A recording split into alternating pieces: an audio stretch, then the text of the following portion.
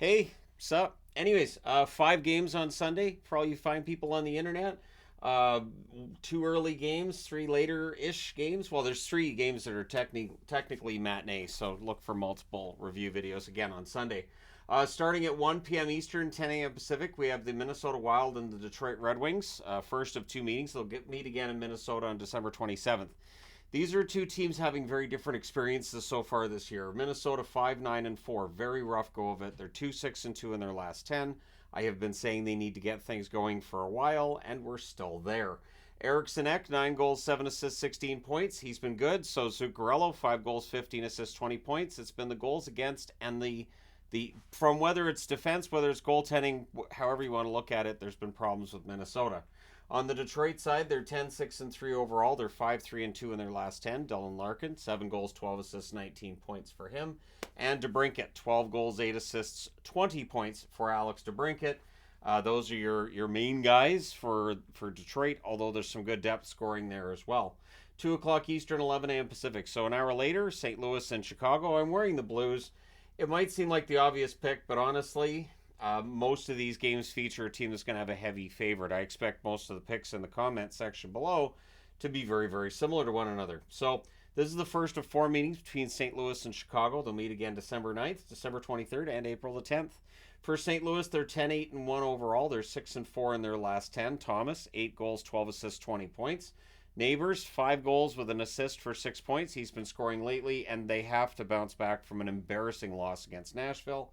Chicago 6-12. They're coming off that win over Toronto. They're 3-7 in their last 10. Dickinson had a hat trick in the last game. He now sits with 6 goals, 5 assists for 11 points. And Bedard, 10 goals, 7 assists, 17 points. Just clips along at about a point per game. Then 3 hours later at 5 o'clock Eastern, 2 o'clock Pacific. So there's enough time that I'll review these 2 games probably on their own. And then there's enough time that I can review this game by itself as well. So Columbus and Carolina. I hope this is an entertaining game because it's going to have my undivided attention. It's the first of 4 meetings. They'll meet again February 29th. It is a leap year next year. April the 7th as well as April the 16th. For Columbus, they're 6-11-4, but they've won 2 in a row. They're 2-6-2 in their last 10. Boone Jenner, 11 goals, 3 assists, 14 points. Solid offensive numbers from Jenner. Goudreau's been better lately. 2 goals, 7 assists, 9 points for him. On the Carolina side, they're 11-8. They're coming off that really humiliating loss against the Tampa Bay Lightning. They're 6-4 in their last 10. Jarvis, 8 goals, 7 assists, 15 points for him. And Teravainen, 10 goals, 4 assists, 14 points. I haven't looked to see, but if I'm Carolina, I might be tempted to come back with Ronta. After that really rough start against Tampa, I might be tempted to come back with him and just give him a chance to bounce back. But we'll see what they do. And then 3 hours later, 8 o'clock Eastern, 5 o'clock Pacific, Winnipeg and Nashville. Winnipeg won the first meeting 6-3 on November the 9th. I believe that was in Winnipeg. The next meetings will be March the 13th as well as April the 9th. So this is the second of 4 meetings between these two teams. Winnipeg's 12-5-2 on the season. They're 8-2 in their last 10, playing very, very well.